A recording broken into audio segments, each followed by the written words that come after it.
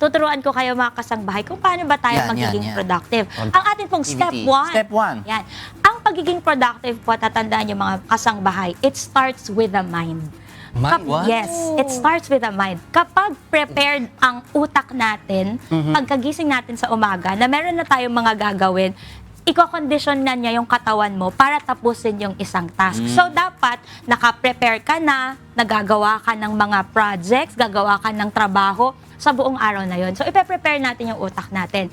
To help our mind prepare, gagawa tayo ng listahan. As in, Let's make a list. Lilista talaga. Yung iba kasi, ang iniisip nila, para mas marami silang magawa na trabaho, ang una, pagkagising, maliligo, kakain, tapos trabaho agad. Pero mali po yun. Mas magiging effective na magawa nyo yung mga dapat nyong gawin kapag, after nyo maligo, kumain, gawa mo na kayo ng listahan ng mga bagay na dapat nyong gawin sa isang buong araw. So, for example, kayo, ayan, meron tayong whiteboard dito. Yung pala to. At meron tayong mga marker. Okay. So, for example, sa isang buong araw, ano ba yung mga task na kailangan nyong gawin? Si Tini, dahil nagsuschool si Tini, pwede siya maglista. So, ano ba yung mga kailangan mong gawin, Tini? Ayan, una, mag-aral. Study, read my cases. Yan, yung mga... Dahil naglo-law school. May tanong ako.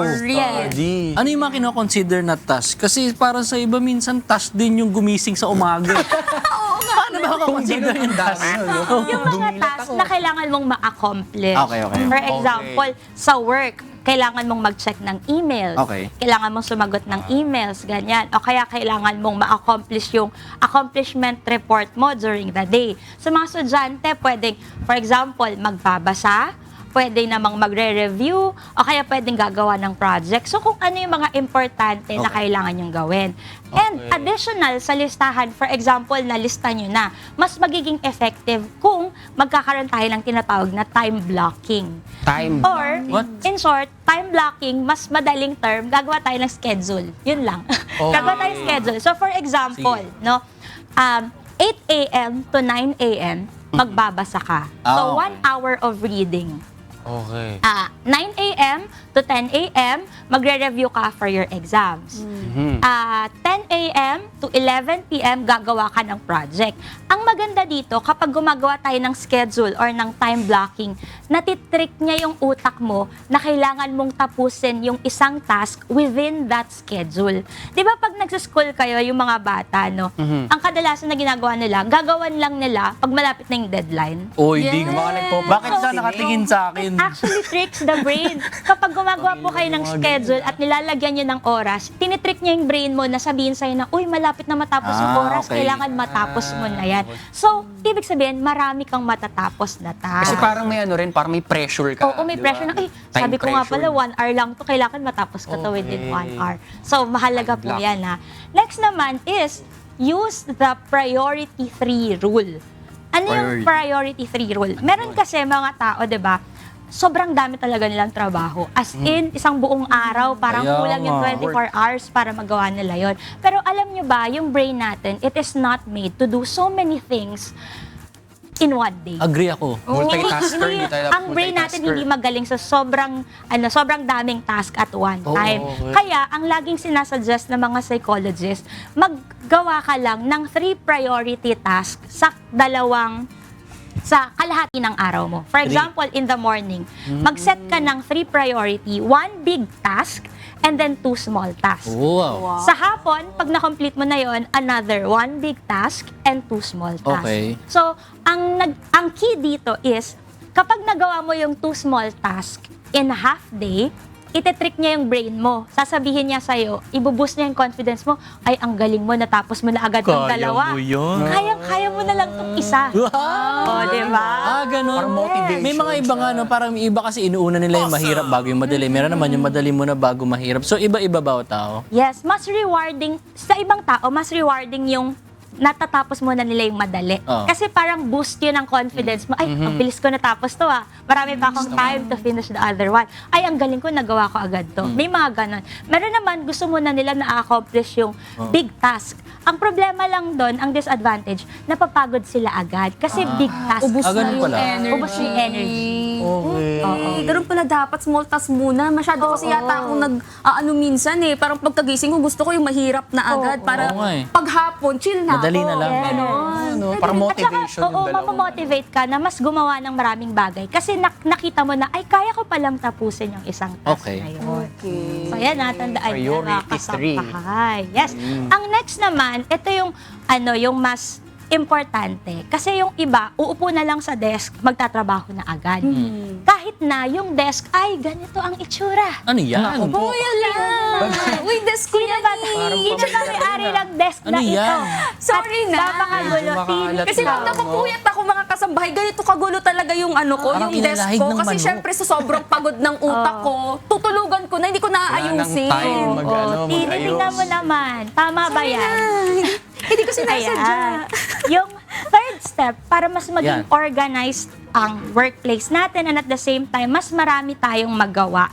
Kailangan natin ng clean na workplace or clean na desk. Yan. According sa isang study, alam niyo ba, sa Princeton University, meron silang isang research na ginawa na pag-aralan nila na kapag daw ang work environment magulo, nagdadagdag yun ng cognitive load sa utak natin. Lo. Ano ibig sabihin ng cognitive load? Ibig sabihin, mas nadadagdag yung mga isipin natin sa utak natin. Mas maraming isipin, mas hindi tayo makakapag-complete ng task. Kasi ang dami mong iniisip eh.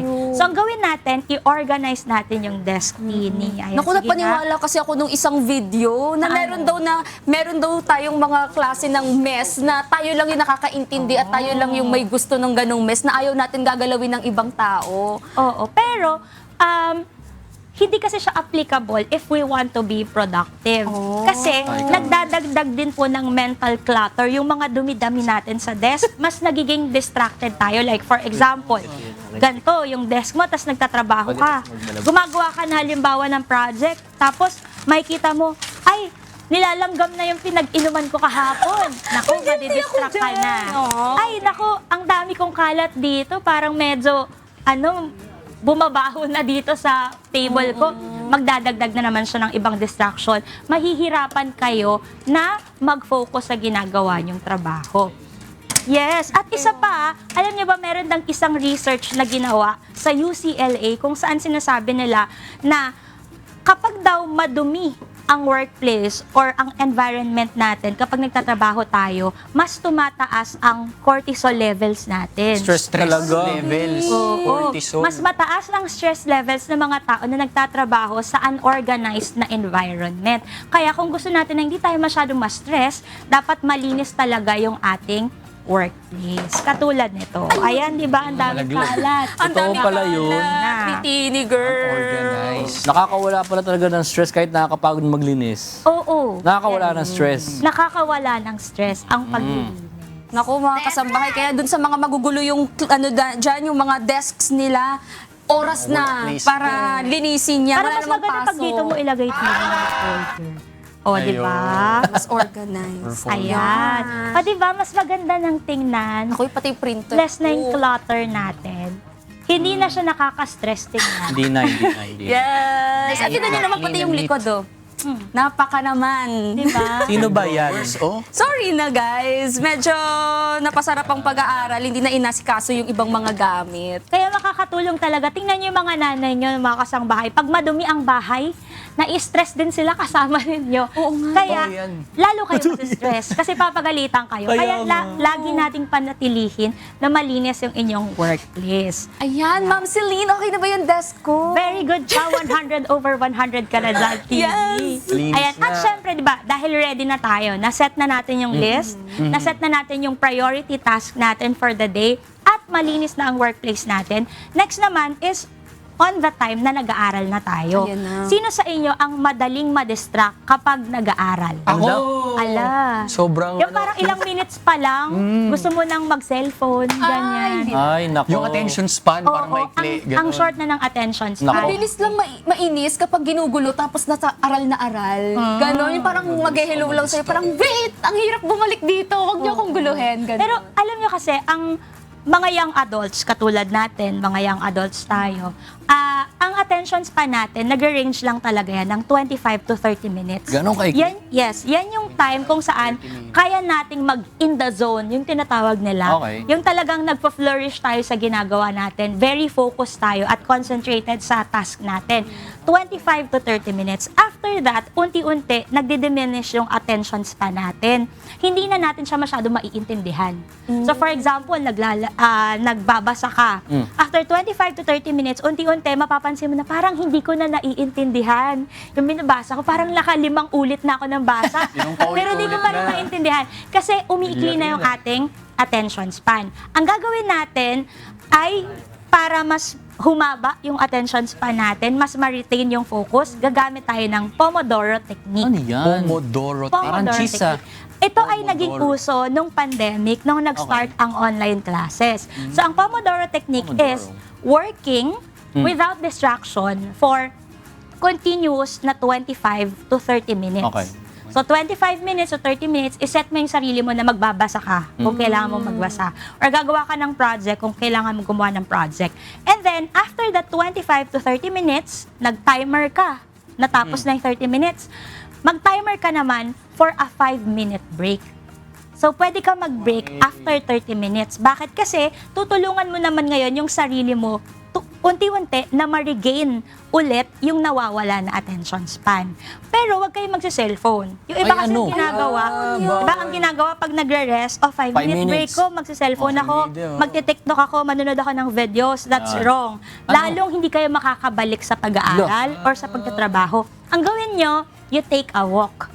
Maglakad. Maglakad-lakad. So, di ka makakalabas kasi mainit sa loob ng bahay, ikot-ikot ka lang doon. Okay. O kaya kausapin mo saglit yung nanay mo, anong ulam, ganyan. O kaya makipag-usap ka saglit sa mga kapatid mo kasi yung socialization, unti-unti, nababalik niyan yung focus and concentration. Socialization. Parang sa social media, nakipag-social. Wag doon, wag Hindi, doon. socialization. Ginagawa ko, kaya talaga, Online yung Pomodoro na ginagawa ko, 5 minutes lang yung cellphone, umaabot ng 30 minutes. Akala ko, 5 minutes yung aral. Ang dami ko kailangan yung baguhin. Oo, pero eto naman para mas maging effective siya. Halimbawa, naka 4 cycles ka na. 25 minutes 5 na minutes apat. break. Na apat. So, 25 minutes, tapos 5 minutes, another cycle, hanggang 4 cycles. After ng 4 cycles, pwede mong habaan yung break mo Oy. ng 15 to 30 minutes. Oh, yun. So, pwede ka na mag-snack, Okay. pwede ka na Bawal pa rin mag-scroll ng mag-cellphone? bawal. Pwede ka mag-cellphone ng konti lang, pero dapat may timer ka. Para makabalik ka agad sa pag-aaral. Bakit? Anong effect kung kunyari nag-cellphone? Ba't siya hindi ka makakabalik dun sa productivity? Kasi ang mamaya i-discuss natin sa Okay. susunod. Oh. Pero Sorry. sobrang laking distraction kasi ng pagse-cellphone. Kasi stimulant ang mga videos at mga pictures sa social media. So, Imbis na makabalik ka sa pag-aaral or pagtatrabaho, yung utak mo, yung focus niya, nasi-shift sa mga videos na nakaka-stimulate ng attention mo. Oh, so yung tendency baka ma-attach ka na sa phone ng tumagal na. Kaya yung iba, ang nangyayari, 25 minutes na trabaho, tas 2 hours na break. Ang galing. Ay, grabe. Ay, mali pala yun. Minsan no, nakakaano rin yung social media kasi parang lalo umiiksi yung attention span mo. Kasi yung mga videos na nandoon, yung mga info na nandoon, mabilisan mo lang Magugulat ka, 1 minute lang ang isang video, tas 2 hours ka na pala, ang dami mo nang napanood, di ba? So 30 minutes pala yung productive. Pero 'di ba sa mga schools ngayon, kunyari, sa mga naalala nila yung nag-aaral pa sila, ang mga lecture tumatagal ng 1.5 oras minsan. Isang oras minimum parang ganun eh. Oo. Before yun? kasi, bago mag-online classes, mas nare-retain pa yung focus and concentration ng mga bata sa face-to-face kasi maraming activities na pinapagawa ang teacher. So, pwedeng mabalik unti-unti yung nawawala na focus. Pero sa online, hindi kasi na-monitor ang bata. Kaya ang ginagawa ng mga teacher, after 25 minutes na discussion, break. Okay. Balik tayo after 5 minutes. Break ulit. Balik tayo after 5 minutes. Okay. Kasi kailangan talaga natin ng ng time to regain yung nawala na focus and concentration. At least nagkaroon ng natuto yung mga teachers din natin ngayon. Hybrid kasi karamihan din ng mga schools ngayon. Meron pa rin online classes, meron nag-face-to-face na sila. At least alam na nila yung yung gagawin kung sakaling may online class para hindi nagse-cellphone or naggi-games yung mga estudyante nila kapag nagkaklase sila online. Yes. Yung susunod naman natin na technique para mas maging productive tayo is yung kailangan natin ng reward. Yan. Ayun, gusto ko. Yan. We have to, ano ba yun? Ano ba tawag doon? Kuhanin natin yung power ng dopamine. Let us try to get the power of Okay. dopamine as much as we can. Ay, Dopamine. parang sasamantalahin natin siya pag gano'n. Utilize. Oo, utilize. For example, may natapos ka na isang trabaho, na isang task. Ang mangyayari, kapag natapos mo na yung isang trabaho na yon, yung dopamine mo sa utak, which is a happy hormone, it will make you feel happy, it will make you feel satisfied. Isa-shower niya yung brain mo. Kasi tapos mo na. Oo. So kapag shower ng dopamine yung brain mo, ang mangyayari, you will feel good. Ay, Oh, may natapos galing. ako. You feel rewarded. You feel very happy. So ang gagawin natin ay sasamantalahin natin yon Anong gagawin? by using rewards. So meron ako dito na mga chocolate. Ito na Ayan, nga. meron ako mga chocolate dito. Okay. Ayan. For example, nagbigay ang teacher mo ng readings sa Okay, school. okay. So, for example, kailangan mong mabasa ang kalahati ng libro na to in Wow. 1 week. Okay. Yan. One So, syempre, si Tini, magmamadali siya. Kailangan magbasa siya ng magbasa. Ang gagawin ninyo po, ayan. For example, magsiset si Tini. Tini, mag-set ka. Ilang chapter ang kaya mong basahin in 1 hour? Naku, sa law school, kaya ko magbasa ng in 1 hour ng 10 pages to 15. For With example, understanding. Ganun. 10 pages to 15 pages. Ibig sabihin, every 10 to 15 pages, mag-iipit ka ng isang Yun. chocolate doon sa pages na yon. Yun, maubusan tayo ng tsokolate niyan. So, pag natapos mo na siya, 'di ba, yung 10 to 15 pages, sasabihin sa'yo ng brain mo, uy, ang galing mo, natapos mo tong isang chapter. Sasamantalihin natin yung feeling ng Rewarding. na masaya, rewarding. Makikita mo agad, ay, may chocolate, Uy, pwede ko na tong kainin. deserve ko to. So, mas mamomotivate ka ngayon na magbasa pa ng mga susunod na chapter, ng mga susunod na task mo kasi meron kang inaasahan na reward. So, yung iba, ginagawa, tinuro ko yan sa mga estudyante ko na magte-take ng board exams. Kasi di ba, ang daming readings, pinag-iipit ko sila ng mga chocolate, ng mga candy sa libro, para meron silang motivation, ay after 5 pages, makakain ko na yung chocolate. Ay after 10 pages, makakain ko na tong chocolate. So, matutuwa ka, mamamotivate ka. And it's very rewarding kasi alam mo na may na-accomplish ka na task. Hala, Parang ano siya, mali. Nauna yung reward sa akin eh. Kakain muna akong chocolate bago ako mag-start. Ayun, accomplish ka na kagad. Pero sa mga reward, limited ba to sa mga pagkain or chocolate? Ano ba yung mga pwedeng i-reward naman. natin? Kasi baka mamaya, hindi naman mahilig pala sa tsokolate. Oo. Hindi naman, pero pwede mong pwede mong i-personalize sa kung ano yung gusto mong reward for yourself. For example, ano nasa isip mo? Ako Ba't ka naisip ko, tumawa? Cellphone! Hindi sa akin, ang naisip ko, cash. Lalagay mo ng cash. Binigay mo sa sarili mo. Ang galing mo. Galing sa'yo rin. no? Galing sa akin. Pero pwede yung mga Ibang simple rewards, tasks. no? Like for example, mahilig ka mag-basketball. After ko matapos tong isang project na to, magbabasketball ako for 1 hour. Pwedeng yun yung reward mo. So, mag-motivate ka na, hindi ako makakapag-basketball pag hindi ko to natapos ngayon. So, that would be your motivation. Naku. Diba? So, may matatapos ka ba, Joshua, sa tingin mo? Wala. Basta something na ine-enjoy mo. Oo, something na rewarding in-enjoy mo. para Not sa'yo. necessarily chocolate, pero yung rewarding for you. Okay. Yun nga, cellphone ng rewarding. Pwede naman, basta Oh. magta-timer ka lang. Okay. Oo. May time. And stick to the rule na after na mag-ring ng timer, tago mo na ulit yung cellphone. Baka si snooze mo Ay, lang. feeling ko kay Joshua, pwede, di ba lagi ka nagpapaluto kay Sis Cheche ng mga food? O bago mo kainin yung niluto na favorite mo na dish ni mami mo, mag-aral ka muna bago ka kumain Ang nun. problema, alam ko na rin paano lutuin. Nagsarili na ikaw na kayo magluluto. Lutuin ko na. Gusto ko na ma-reward eh. Yes. At ito naman yes, another pa is you need to eliminate distractions. Ito kasi Ay, yung nako. pinakamahirap eh.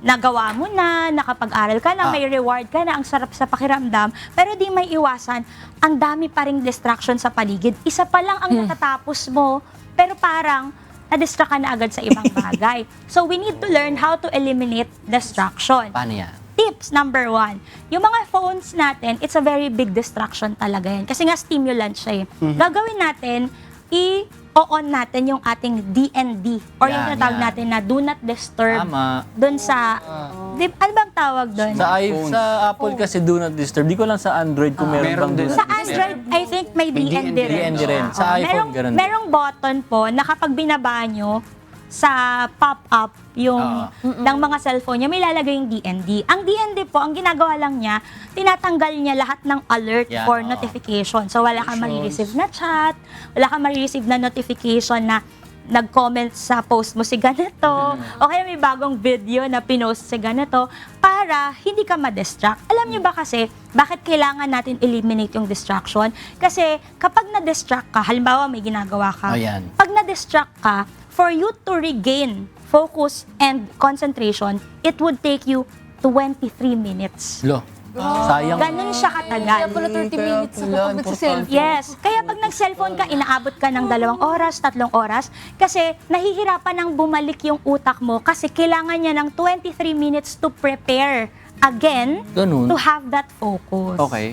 So, eliminate natin yung distractions. Yan, yan. Eliminate natin yung mga kalat sa desk because that is a distraction. So, lahat po ng pwedeng makapag-distract sa atin sa pag-aaral at sa pagtatrabaho, isantabi muna natin yan. Meron ako nakita na post sa social media, ang distraction niya, katrabaho niya.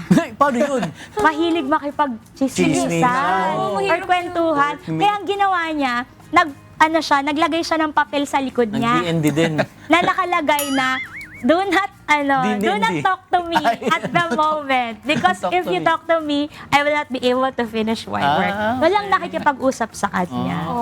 Ganda pala yun. So pwede po yun na Pwede rin distraction pala. din minsan ang mga katrabaho. Katulad ni Joshua. Ano gusto mong sabihin? Pag nagkikwento siya, lahat kami distracted. Attentive, Kasi no? attentive na kami sa'yo, nadidistract mo na kami sa mga iniisip namin. Kasi ang galing mo Kasalanan magkwento. ko pa. Ang galing ka kasi magkwento. Compliment daw Ang yun. galing, parang Compliment. tinago niya yung ano eh.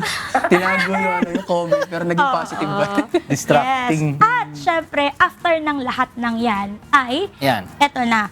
Ito yung pinaka-importante. Kailangan matulog at kumain pa rin ng tama. Yun. Do not forget sleeping and eating well. Meron ako dala doon na Yan. saging at saka apple kanina.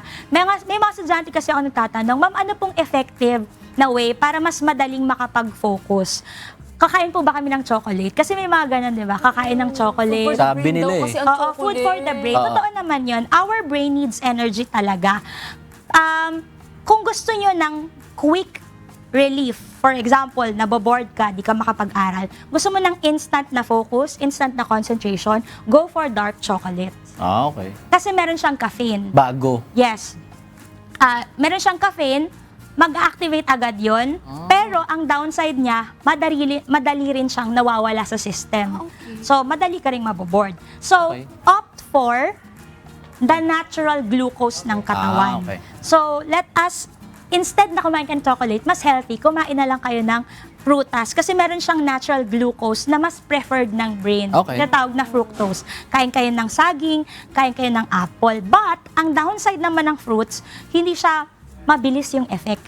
Ayo. Oo, it would take time. Kaya, halimbawa, mag-aaral ka sa hapon, umaga pa lang kumain ka ng Ayo. saging, kumain ka na ng apple. Okay. At matulog kung kinakailangan.